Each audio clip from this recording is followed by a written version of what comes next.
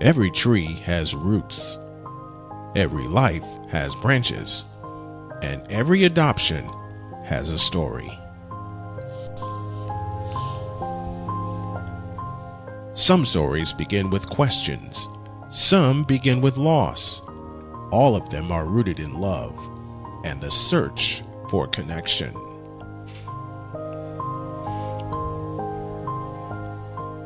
This is Janet Munro, and this is Roots and Branches Adoption Stories, a podcast where real stories take root and grow.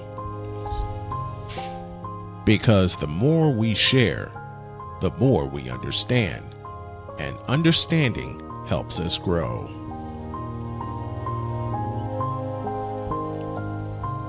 Now, here's Janet Munro.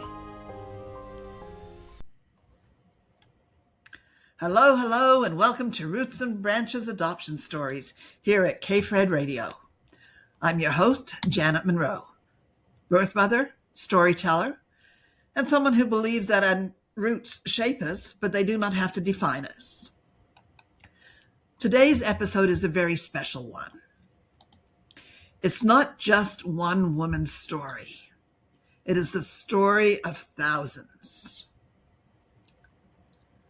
There was a time, not so very long ago, when young girls who became pregnant were quietly sent away from their schools, away from their friends, away from their neighborhoods, hidden from view so that no one would know. Many of these girls had little or no understanding of their own bodies. There was no real conversation about relationships, about sexuality, about consequences. There was shame, there was fear, and very often there were decisions being made for them. They were told what would happen. They were told what was best. And then they were told to move on. But what they were rarely told was that the memory of that child would stay with them for the rest of their lives. Today, we're talking about that experience. We're talking about what it meant to be pregnant back then. We're talking about loss, about silence, and about the courage it takes to speak many years later. We're also talking about something hopeful, reunion. Because for some women, the story does not end at adoption. Sometimes, many years later, there is a phone call or a letter or a knock on the door that changes everything. And just as important, we want to say this clearly. If you were adopted, it is okay to search for your biological parents, but it is also okay if you choose not to. There is no right or wrong, only what is right for you. Most importantly to the women who lived through this, what happened was not your fault.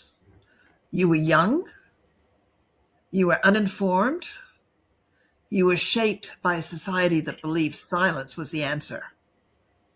Today, my guest is Nancy Harrison. Nancy's journey began as a teenage girl who found herself pregnant and sent away to a home for unwed mothers. Her daughter was adopted, but never forgotten. Her life went on, filled with both love and heartbreaking loss. And years later, that daughter reached out to find her. So this is a story of the strength, it's a story of the resilience, and it's a story that might help others finally find their voice.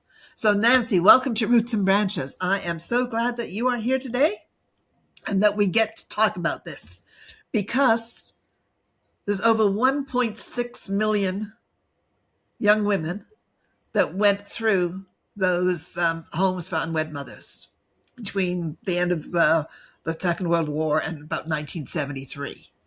And you are one of them, and you are telling that story. So there's a lot more out there to hear from, but everyone's story is different. So tell me, how did your life begin? Let's start at the beginning. At the beginning. Oh, Yeah. goodness. Well, the beginning is, I guess, like you said, I found myself pregnant and had to share that information. I actually shared it with a teacher that I was close to start with. And of course, the teacher's all about, oh, yeah, that's fine. We can talk. And next thing I knew, my parents were getting a phone call.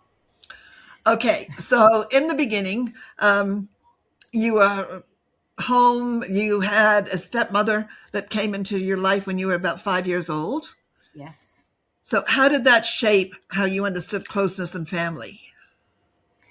Well, there always seemed to be a bit of a wall between me and my stepmother, even though I called her mom, and I didn't know of any other woman as a mother, but I also knew that she wasn't my mother.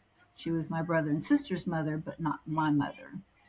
But So there was a so bit of a disconnect there. a bit of a disconnect there. Yes, there wasn't the bonding that she had with my brother and sister, and so there was. It could be all me, just the way that I felt because it was. I knew it wasn't my mother, but it could be both sides because So she your knew brother and about. sister were younger than you? Yes, yes, All right. yeah, And my then they had the same father that you had. Yes, exactly, exactly. Okay. My father got me in the divorce, and actually, I lived with my father's parents until he remarried, and I was about just right at 5, I think, when they got married, and they brought me into that household, and then I got a new brother within the year. Okay. So back then, I know my parents, well, there was always talk about the birds and the bees. Yeah, And that was supposed to be the sexual talk and what happens as far as sexual relations go. But right. when you think back to being a teenage girl in that era, what did you actually know about sex, pregnancy, and your own body? I don't know that I really knew anything. I just knew that I had these feelings and I think more than anything, being accepted from the people I was around was more prevalent than my knowledge of what was going on. I mean, I knew that having sex would create, a child or could, but it didn't seem to be. I mean, we didn't talk about birth control. There was nothing like that even talked about in the household. And I don't think there was any such thing as a condom back then. Right. I don't know. I'd never heard of it, Yeah. right? Right. So, what were the unspoken rules for girls back then about dating, reputation, and what happened if you got in trouble? Well, of course, then you were a bad girl, and it reflected against the family. So I'll never forget the first time after my parents knew that I was pregnant and deciding what the consequences and what the what was going to happen was being discussed. I remember my mom's had a very old friend that was her Avon lady that came to visit, and she didn't come very often. And mom sent me to my room, which was upstairs, and I was not allowed to come down until she was gone. So Oh, okay, yes, I remember my mother's Avon lady as well, and I don't think I was around for any of those conversations. Hmm. I guess I should have so paid more attention. yeah, yeah, exactly. All right. So when you were in school, you were noticed by someone from the cool group, Yes, right? yes, absolutely. How did that feel? How did it make you feel? Well, I felt important, and it was even though I was kind of dating someone on a fairly regular basis already. There was, you know, no connection or plans for a future. Nothing, there was never plans for the future. Everything was living for today. And when I got invited to a dance that was being held at some club, for mostly teens, but the club was actually rated, and that's how we ended up in the back seat of the car. But yeah, I felt really good about it. But after that was over, and I went home, and it was over. Then It was that one night stand that we all hated. yeah, exactly, Uh, exactly. all right. When did you realize that you were pregnant? Well, I was very regular in my period, so uh, practically immediately, within the 2 weeks, when my period didn't start, I pretty much knew already, and Uh, I don't know how I had the wherewithal or whatever, but I actually made an appointment with. I can't even remember how I would know this, but I made an appointment with the doctor that my parents took me to for whatever, and to find out. That was like, I don't even know how I knew to do that. you know what was your very first thought? What went through your mind when you realized that you were pregnant? you, that's a good question, and I don't know that I have an answer for it, because there was, the fear of, okay, what am I going to do now? But it was, I was in such a relationship with my parents that, even though I was the type person that, would sneak out and do things like that, I was the person that was the goody two shoes also. So my parents told me what to do, and I did it for the most part. You know, if I couldn't get away with it behind their back, so I never had a thought as to what was going to happen. Yeah, my first thought was, how am I going to tell my parents? Yeah, yeah. Well, my parents are, that exactly, and my parents found out through my telling my teacher. So By telling your teacher. yeah, so So your teacher was the first person that you told, yeah, and they responded by calling your parents. correct. Would you have preferred to tell your parents yourself? I don't know that I could have. Okay. I can understand that because I had a really hard time telling my parents. And when it Yeah, came, I wanted to tell them both together, and I yeah, couldn't. I would go and I'd yeah, sit there and I'd look from one to the other, and I just couldn't do it. So I ended up telling my mom by herself, and then she had to tell yeah. my dad. Well, my dad was actually out of town when my mom got the call, because my dad was in the oil industry, and he was out on a well at the time that mom got the phone call. So it kind of worked that way for me. Okay, so what happened then? um, Mom came and told me that, now she didn't know how to tell my dad. Okay. So, but of course, then she had to tell him, and when he got, I don't know if she actually waited until he got home, or when he called. At that point, was there any discussion of options, or was the path already decided for you?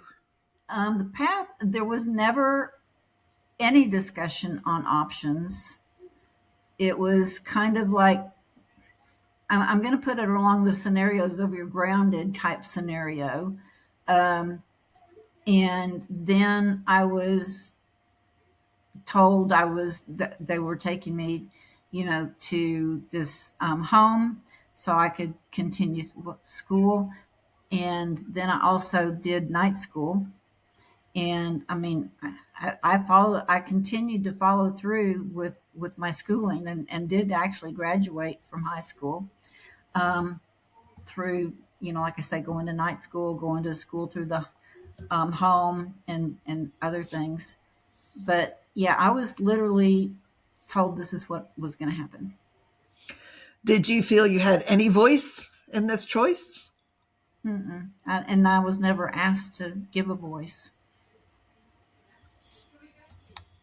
And that was probably the way for many people.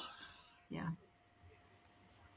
Yeah. It's just like those were not things that you talk back, I guess, about. No, so the homes for the unwed mothers, they were once very common. And as I said, it's approximately 1.5 million young pregnant women were sent away so their pregnancies could be hidden. They were cared for. They were also expected to place their babies for adoption and then return home as if nothing had happened. Right. So today we've got support programs that still exist, but the focus is much more on choice, on counseling and helping mothers decide what is right for them. But what was it emotionally like to be sent away from your normal life? Well, I remember probably for the first week, every moment that wasn't involved in some activity that was required, I was crying. I cried for a week. I know, I just didn't know what else to do. So you arrived at this home for unwed. How many unwed mothers were there at the time that you were there? How big a home was it? I'm going to guess it was a big 2-story house, and in the first room that you came into was kind of like a dormitory, and I think there was at least 8 people in that room, and then there were probably at least 8 rooms with double occupancies. I'm going to say about 30 people, maybe 30 women from all ages, and some a little younger, some a little older, some were there by choice, most were not, but yeah, some were actually even there by choice because of their circumstances, and they wanted to not be, in the spotlight, I guess you could say. Did you make friends with the other girls? What was your daily routine like? Well, we had different chores that we did every day. During the school time, we did our schoolwork. We did a lot of activities, like they had people come in and do talks for us. Various different things. It could be like a Tupperware party or something like that, or even not too much on talking about our condition, though. It was more just different activities that, like crafts and things like that. And To then we keep did you a busy. lot of, keeping busy kind of things. We did a lot of crocheting and knitting and things like that. That's what I remember one of my parents' friends knew how to knit. And I remember just right before I was leaving to go to the house, the lady visited, but she was practically on her way out the door teaching me how to knit. And that was how I learned how to knit. But so I knit and crochet, and I still do it today. So that was a good experience there. But that's one of the things that kept us busy. And we'd go for walks, and the area where the house was basically kind of a residential area, and but there was a store a few blocks away that we could walk to and get some snacks or something like that, or just to get away from the house and things So like it that. wasn't like you were in a jail. You had freedom to go. Oh yeah. Okay. You said your parents visited you on weekends. Yes, they would come on weekends, and we sometimes maybe go to the drive-in theater, and actually sometimes they would actually bring the boy that I was dating, not the father of the baby, but the boy I was dating at the time, and to go on these trips, which quite honestly is a little confusing, isn't it? Yes. It sounds like it. Did your parents talk to you about your condition or about the baby, or was it something that they kept at a It really distance. wasn't brought up, just not. I don't remember what conversations we really had. It's just, you know, just being together, and I guess they were doing the best they knew how to do to be supportive. Mom made all the clothes that I took with me for the pregnancy, and dresses and blouses and things. So Yeah, my mom did the same. And I used to go home every Sunday yeah, for dinner, but my dad didn't really talk to me, and there was never any talk about my condition of the baby. It was just, right. I guess, being Just the supportive in the everyday way they could. occurrences. Yeah, yeah, Uh, everyday kind of conversation. Yeah, And I always wondered, actually wondered more after my dad passed away, um, whether he had not said anything because he felt responsible for it, hmm, um, and didn't feel that he had taught me enough to be prepared to not go through something like that. Like, yeah. did he feel, That's a good thought. I never thought of that, but that could be very well. Yeah, because I just think that maybe he felt responsible for it happening and didn't like the fact that they hadn't taught us enough that this yeah, happened, and because it was just the way it was, right? yeah. Exactly.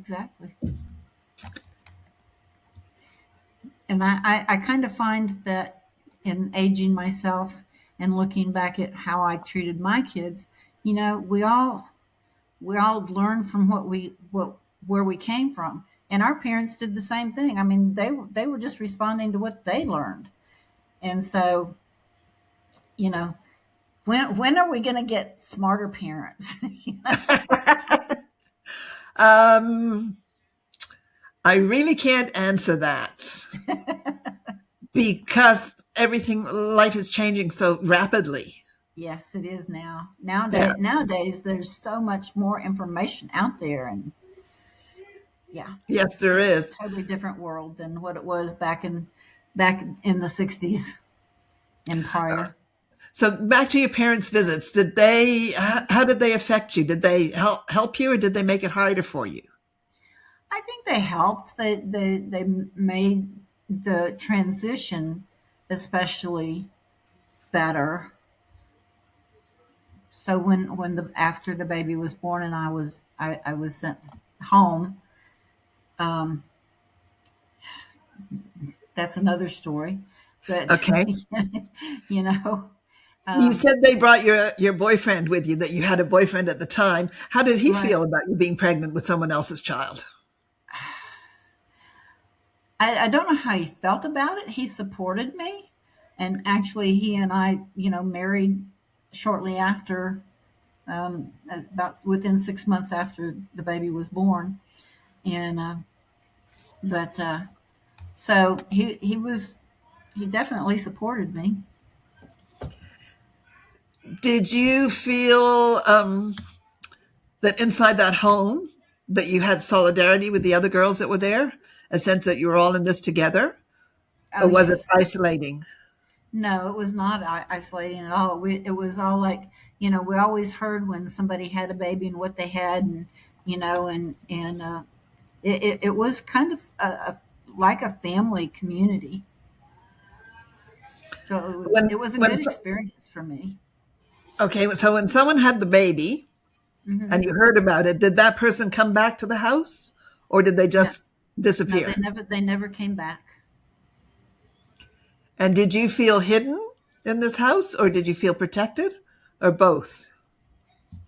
I never got the impression of being hidden. I did feel protected, because they had like a house mother that was always there, and because there had to be somebody to run the place, I guess you could say. Well, with 30 girls there, definitely.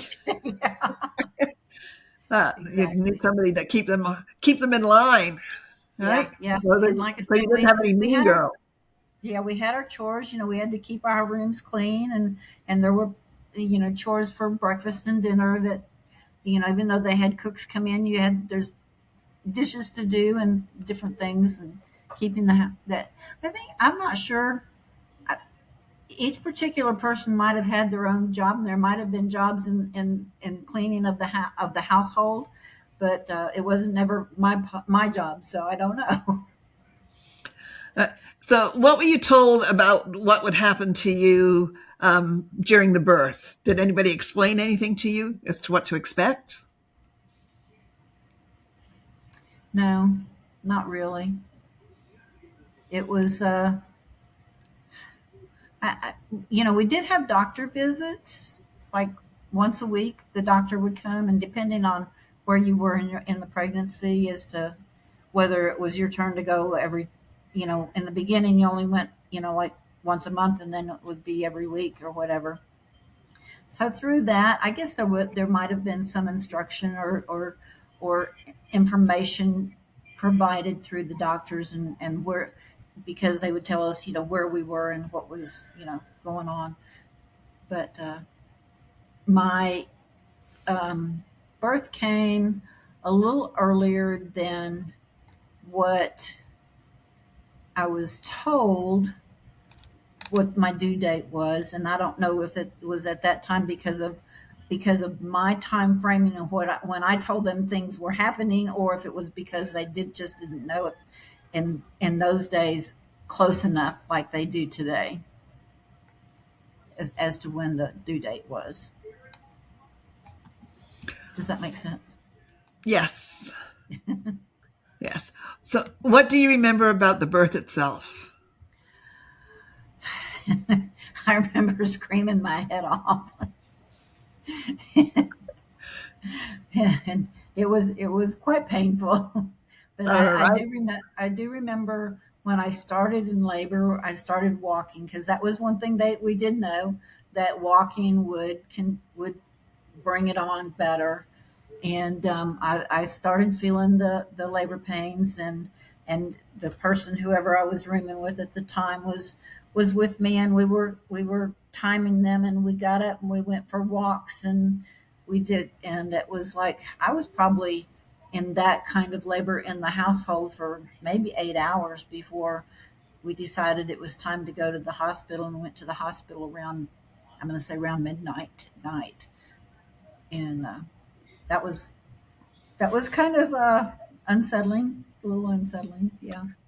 When you went to the hospital, did you have to pack up everything that was yours in that house so that it could go with you? No, I think what they did was they would pack it because they didn't. You never know whether it was a real thing or if you were going to end up coming back because the baby didn't get born. But I think they packed it up, and then I think my parents ended up picking it up afterwards. Everything that was there, because I don't remember ever going to retrieve it. Never going back. Yeah. Did you get to see your daughter, and did you get to hold her? I did. I actually did. And they gave us the option, so whether we wanted to or not. And I have no clue why I wanted to. I just felt like I would probably regret it if I didn't. And since that was an actual option that was given to me, I took it, So, and everything else, nobody gave me the option for anything else. That was the only option that I really had. How long were you in the hospital for yourself? Believe it or not, 5 days. They kept you in 5 days. And then you went home, but did your baby go home with someone else at that time, or was the baby still in the hospital?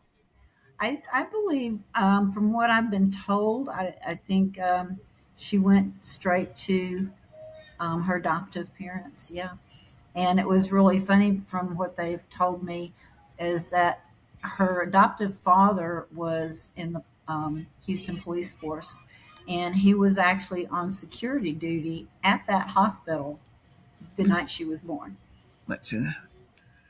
How was the adoption presented to you? Was it something you were agreeing to, or something that was simply happening? I'm going to say something that just happened. I had to agree because I was told to. Did you feel grief Yes. at the time? Yes. What was it like to leave the hospital without the baby? It was hard. Um, I've never been one to be able to express grief really very well. The majority of the way I express grief most of my life is just to talk it out.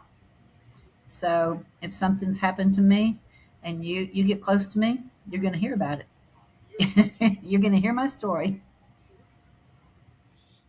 I'm pretty well the same, I think. Hmm. And I think mine stems from having that baby and kind of building all these concrete blocks around my heart so that Yep. I'm not affected by grief because of the Yep. loss. Yep. Um, And Donna was born on October 1st, and in November, the date is not on the gravestone, so I don't know remember the exact date. But in November of that year, my baby brother, who was 7 years old, was killed in a car accident.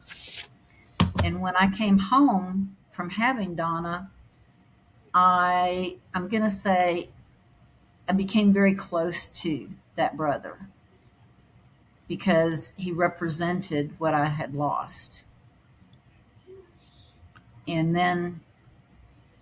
And then he was gone. when you went back to your regular life, what did the people around you know? Like, know your mom and dad knew, your brother knew where you were and what was happening? My brother and sister did not know what was happening. They just knew I was somewhere else.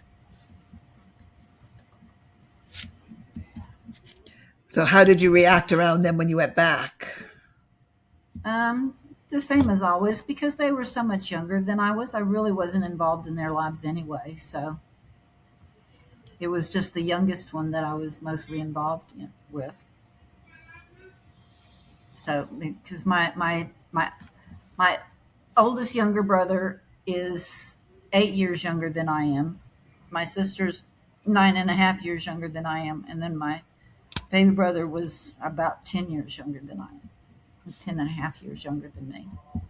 So Now, you said you got married 6 months after the birth of your baby. yeah, because I got You married pregnant at again. 18 before finishing high school.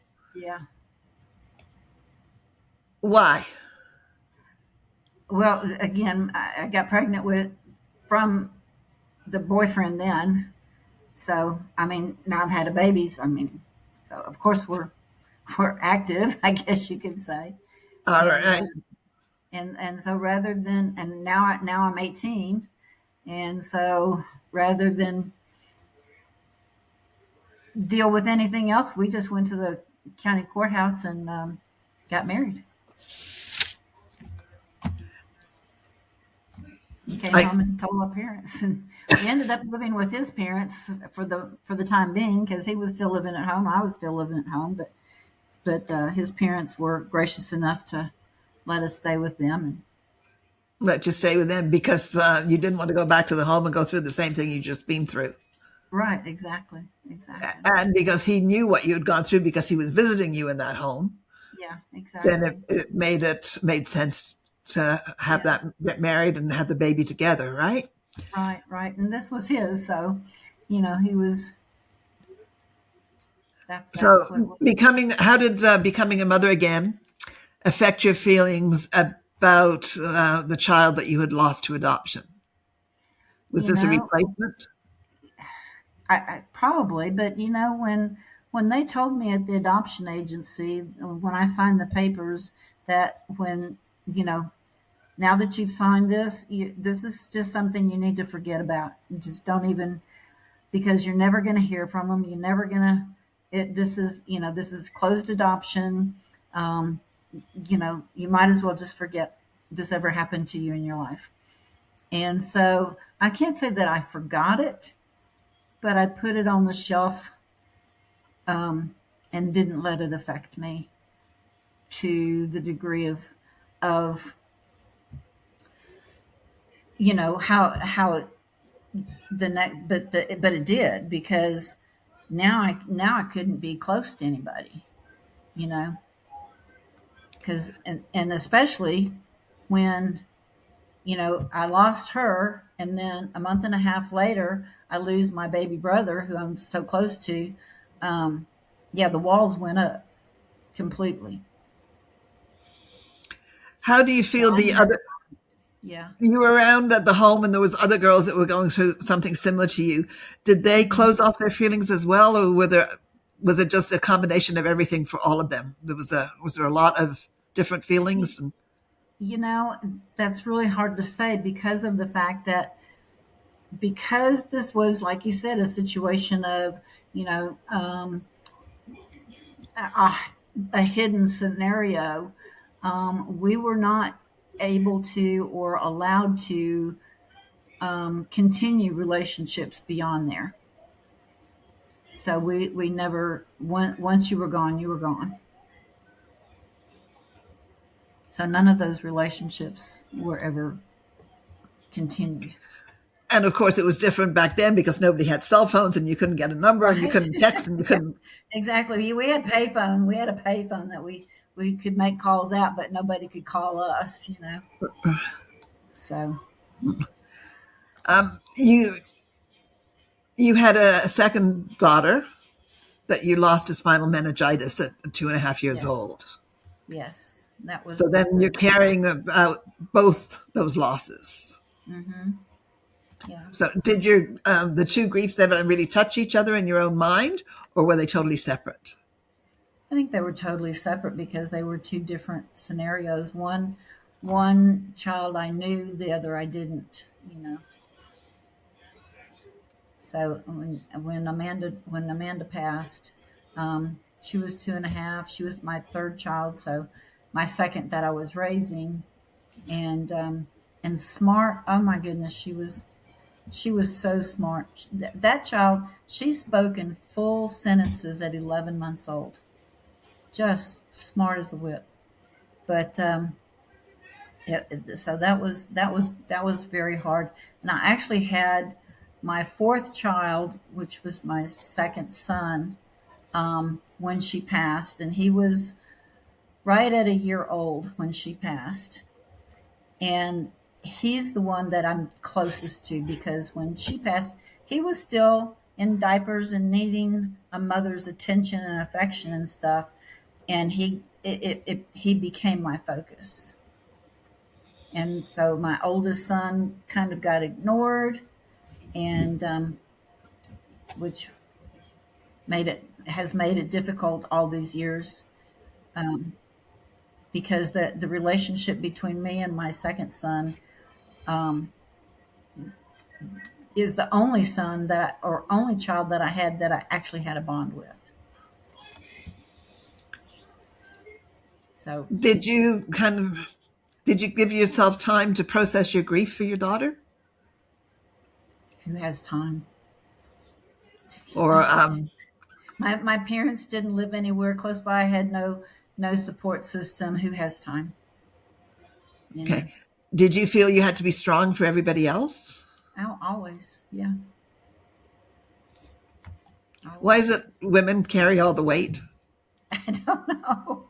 That's a good question. That is a good question, but yeah, yeah, and I can't even say that. I don't know where that came from in my mind. It's just like my always needing to be on time, if not early, for an appointment. Um, it bothers me tremendously to not be on time for something, and being on time is 30 minutes early. Where did that come from? You know, Was where that did the something your fact that parents I drilled had into to be, you? huh? Was that something your parents drilled into you? I have no idea. I have no idea. It's just Yeah, something I've always known about myself, and if I don't understand people that can be late, I don't either. My husband was a stickler for being on time for Yes. everything, and I think that stuck with me. And I don't like it when people are late. And yet, Yeah. I have some people in my family that don't mind being late.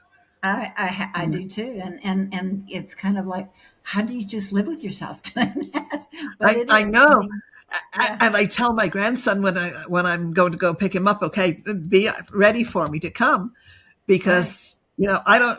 You might have all the time in the world ahead of you, but I don't have much time left, so I don't want to waste any of it. right, exactly, exactly. But Yeah. and so like you said, how do women feel like they? I don't know, but I did feel like I had to be strong because nobody else was there to be strong for me or with me.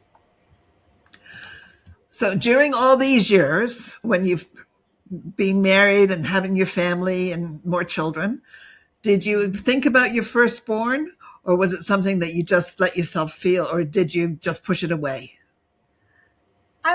I mean, I didn't not acknowledge it. I did acknowledge it. And, if the topic was ever in conversation of some kind of way, I didn't mind telling my story. But it didn't come up that often because I did have other children and being married. And, it just wasn't something that literally, my high school years just never really came up. So, but if they did, I didn't mind sharing. I don't mind sharing at all. Yeah, I, I didn't tell my story at all. My husband knew. I told yeah, him before we got married the story, but I never shared it with anybody else. yeah. Uh, I've always been an open book. It's what you see, what you get, and there's there of course are always things. Everybody's done something they don't want to discuss, but and so there are things in my life that I actually probably did discuss with a few people, but not that much. And but for the most part, you either like me or you don't. I do care, but there's nothing I can do one way or the other. I agree with you totally. You like somebody, they like you or they don't. So uh, Yes, it's not going to affect the rest of our lives, right? You and I were right, both the same exactly. age, so Especially we and know the older you exactly get, where we are. yeah, yeah, and the older you get, the easier that becomes. Definitely. Uh, now, your daughter reached out to you at the age of 21, and Mhm. I'm guessing that was at the point when closed adoptions she was able to find information out about you.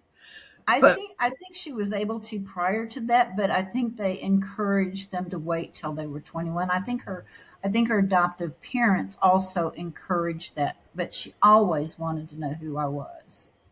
all right, so how did you find out about that? Well, yeah, right through the adoption agency, they actually did the search for her and found me. And I don't know how many letters they sent out or how many people or if it was just me. I don't know, but I got a letter on a Friday afternoon from the agency um, stating that if I was this person and or that person and what have you, then they needed to talk to me. So I When you waited until first opened Monday. that letter and read it, Yeah. what kind of emotions came flooding back? Oh, it was such excitement in thinking that it it was possibly my daughter reaching out to me or some kind of news from her, and to not know for the whole weekend was just like antagonizing. And even though my husband knew about it, it was like you say, it was something you were that was told and then not discussed, you know. So to get that letter in the mail and read it and then say, oh wow, and then have it, but he was there to support me and it was good. Your husband was supportive of it? Yes, absolutely. All right, so then Monday comes along and you get to make Yes. that phone call. Yes, yay. And what happened from there? Well, that they told me that my daughter was reaching out for me and was I open to meeting. And if I was, that there was a criteria that they went through in order to make sure that it was a good meeting. And what they did was they actually had us write letters to one another and send pictures to one another, and explain to each other, where we were at the time of the adoption, why, for me, why I was open to meeting her. For her, it was why she wanted to meet me. And I still have those letters from when she sent them to me, and it was awesome. And then after, I think it was 3 letters and a couple of counseling sessions, they let us all come together, and I was able to bring my two of my sons, and my husband came and met her at the time and she brought her parents, and her mother's best friend, I think, was there. And she actually has a brother that was adopted, and her brother's older than her. And but I didn't get to meet Floyd until later on. But so we all got to meet, and it's pretty cool. Was there anything specific that you wanted her to know about you? I wanted her to know that it wasn't my choice, I guess. But when her adoptive parents raised her from the time of her remembrance, they always told her that her mother gave her up to give her a better life. And in reality, I guess that's true, because even though it wasn't my choice, it is what happened. And she had very loving adoptive parents? They were incredible people. I really do. I appreciate them more than anything. And even to this day, her adoptive father has now passed, and I still I'm in contact with her adoptive mother, and every time her mother always thanks me. She says, "Thank you for the gift." So was there relief, grief, or something more complicated when you met her? I'm going to say more relief than anything, knowing that she had a good life. I have to say, it took me almost, you asked earlier, did I take the time to grieve for my daughter? After I met Donna, that's when my grieving started. And I was able to let go of a lot of grief at that time, because at that time, my family was older. They were able to function on their own. Even though I was involved in everything, it wasn't as if I was needed, so to speak. And I was able to take time and literally, I'm going to say it took me a long time to finally, the thoughts of, why didn't I get to be the person there when she walked the first time? Why couldn't I be the person that was there when she talked? Why wasn't I the person that raised her? All those things started flooding in, and then all of a sudden, having lost Amanda and all of that, it all just kind of flooded and came together. So that was when I was able to grieve. I know the feeling. When my son told me he had 3 children and 5 grandchildren, that just blew my mind. Yeah. Because I'd missed out on all this.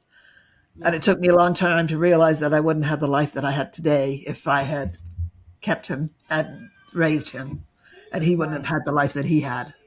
Exactly. So it takes a long time to get over that, I think. Yes, it does. I think it almost took 2 years for me to really work through all of it.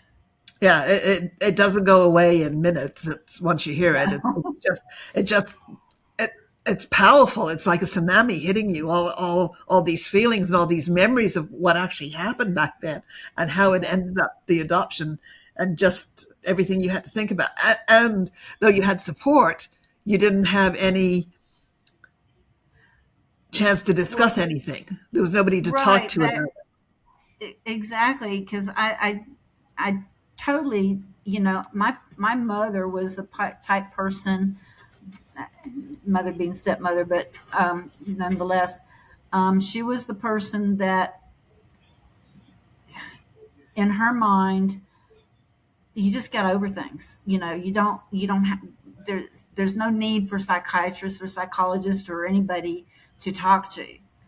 And it was a shame that she felt that way, because it caused a lot of grief later after our brother died, for my other brother and sister, because they lost their mother when Stanley died. It was so devastating to her, when he died, that she no longer was functioning as a mother to the other two children she had. I was already gone from the house, so it wasn't so much for me. But for the other two children, they lost their mother at that time. So it's a shame that she didn't understand that there was help, and therefore I didn't have the help. But you work through it, and some people get through it, and some people don't. I don't know. God is good. He's been good to me. How has your relationship with Donna evolved since that first contact? It's evolved good. When we first met, we did a lot of things together. I had a big barbecue with my husband had children, and I had children, and we had grandchildren, and we had everybody over, her parents and my parents, and had a huge picnic barbecue and everything for everybody to get to know each other. Um, Don and I were invited to on several panels from the adoption agency to talk about the relationship, and why Donna reached out to me, why I allowed it, what good ways and bad things that can happen in coming together.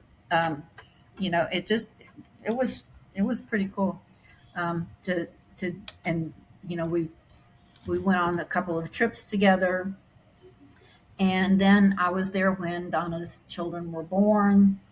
Um, my parents were invited to her wedding, so she had her dance with her grandpa at her wedding, and so it was just like a rebirthing, I guess, within the family, and it worked out really good.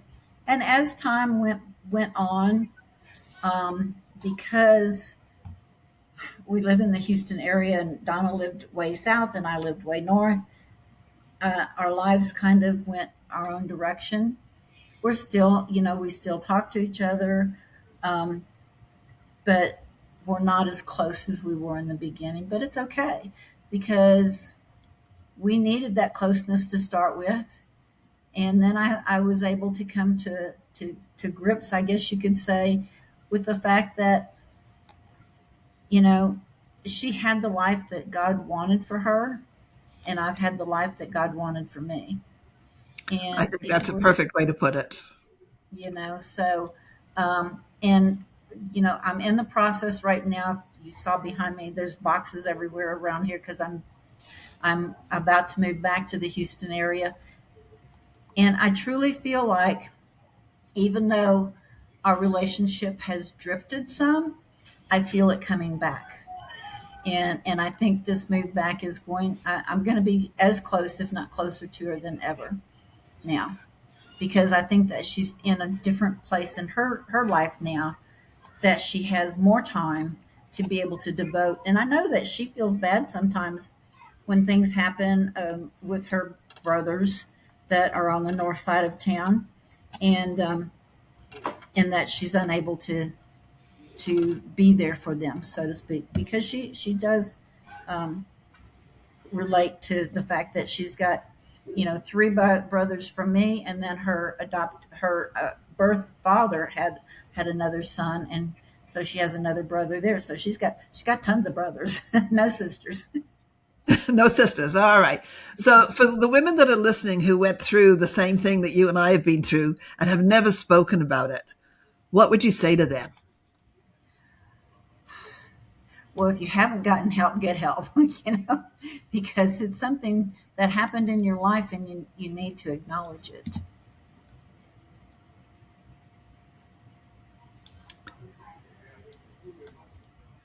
How important is it for the birth mothers to be allowed to share their stories openly? Oh, I think it's very important. And I think it's important for more reasons than for just the birth mothers. It's important. And it's important because there's so many women out there today that are considering abortion. And there's so many women out there today that feel like, this is my body. I can do what I want. Well, yeah, you did what you want. But no, that's not that baby is not your body. And if you don't want to raise that child, then there are good options out there. And there are so many women out there that want a child and can't have one. It needs to be brought up so more people would have either the ability to raise a child that wasn't birthed by them, but and another.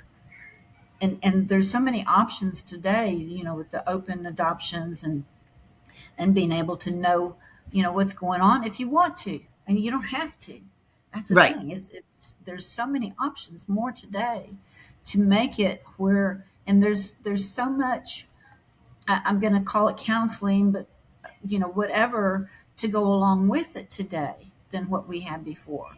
We didn't have anybody to help us understand what was going on, and today there is, and it's so important to find those resources and utilize them. What would be your perspective for adoptees that are wondering whether or not to search for their biological parents? Well, I would say for the most important reason to do it would be for medical reasons, because you don't know what your genealogy could be. And granted, because of the advances in scientific research is changing, the need for all of that, just to have a background knowledge of what type of history your family had can be beneficial to your future, your health, and what you expect in life. As far as emotional, it's everybody's preference. It's everybody's preference. If you're, because sometimes I think children that are adopted, maybe they're mad. Maybe they feel like they were thrown away, but I would think that they need to know. They need to know.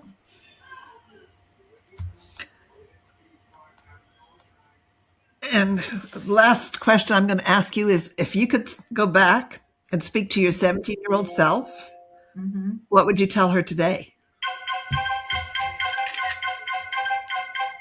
So, Oops. why? Just I would just. Why didn't you ask more questions?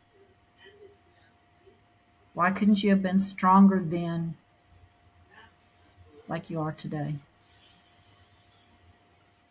But as we said, if we made different choices back then, our lives would be different. Absolutely, they would have. But would they be better or would they be worse? Who knows? I don't know. But I'm quite happy with the life that I've led. Yeah. I look back on it and I'm content. And I think you are as well. At this point, yes. I'm to the age. I think either I'm content or I'm going to be really miserable. Well, we can't change it, right? So we have to look back and be content. So yeah. So I'm going to be 100% content and grateful for the fact that God brought me through it all, regardless one way or another. And that, having faith was not always there for me. But since I've had faith, I understand God was there from beginning to end. And without that, I don't know where I'd be. I agree with you totally on that. So, Nancy, thank you for your courage today. Stories like yours matter more than many people realize. Because behind every quiet adoption story from years gone by, there is a young girl who is trying to figure out life with very little guidance. As we close this episode, I want to speak especially to the young women who may be listening. Love and attraction are powerful feelings. Wanting to belong, wanting to be noticed, wanting to feel grown up. These are real emotions. But becoming pregnant is not just a moment. It's not just a situation to get through. It's something that can shape your life and heart for many years to come. If you're not ready to become a parent, protect yourself. Make sure that any sexual relationship is responsible and safe. Do not allow yourself to be pressured into something you are not prepared for. And remember, if a young man is not willing to share responsibility, you deserve to question how much he truly cares. Because when a pregnancy happens, the decisions that follow, whether that is abortion, adoption, or raising a child, can have lifelong emotional effects. There is no path that leaves you unchanged. So tonight is not about creating fear. It's about creating awareness. It's about helping young women make informed choices and helping older women understand that their stories still matter. And if you are listening tonight and feel that you have a story to tell, I would love to hear from you. You can connect with us through our website at www.rootsandbranchesadoptionstories.com, or you can call or text me directly at 615-870-6433. This has been Roots and Branches Adoption Stories at K-Fred Radio. I'm Janet Munro. Thank you for listening. And remember, our roots shape us, but they do not define us.